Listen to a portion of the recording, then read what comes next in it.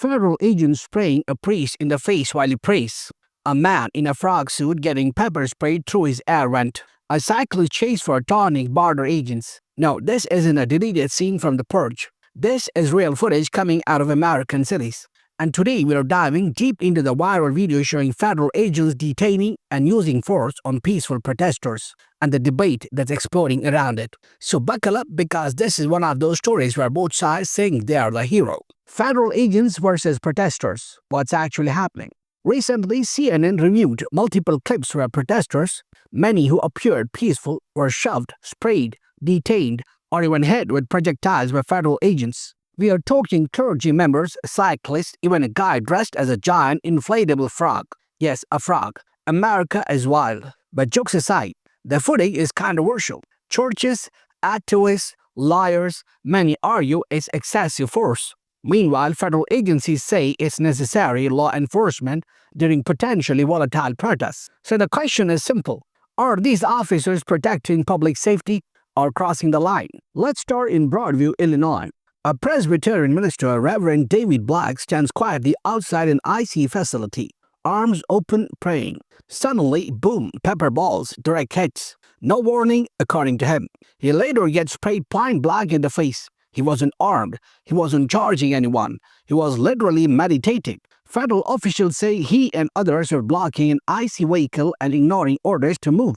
The video, it doesn't show any vehicle trying to leave at that moment. But context is everything. Cameras don't always start rolling early. We know that from every let me record this moment in history. Now, Black is part of a lawsuit demanding limits on force and mandatory body cams for federal agents. A federal judge even issued orders restricting certain tactics. So this isn't just a Twitter argument, this is in court.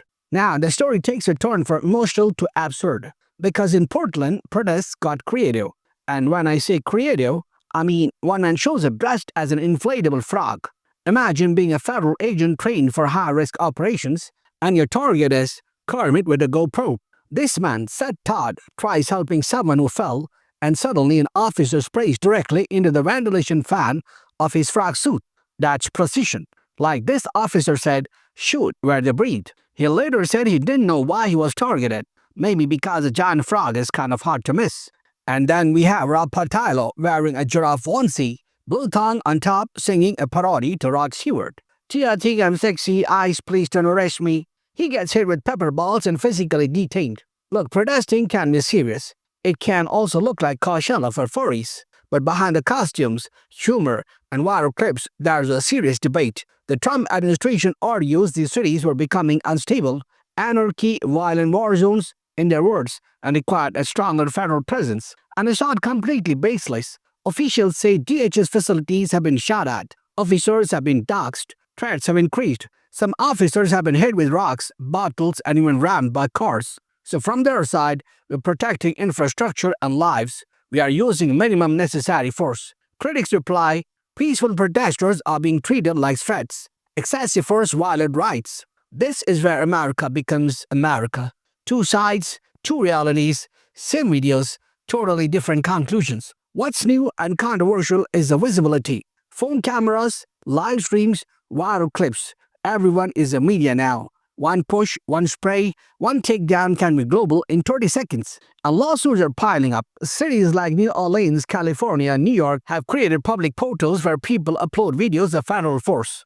Think Google Drive, but for accountability. However, holding federal agents accountable is tough. Many are masked, unmarked, legally shielded. Recent Supreme Court rulings have limited lawsuits against federal officers, especially involving border enforcement. So even if someone feels wronged, justice isn't guaranteed. Let's pause and step back.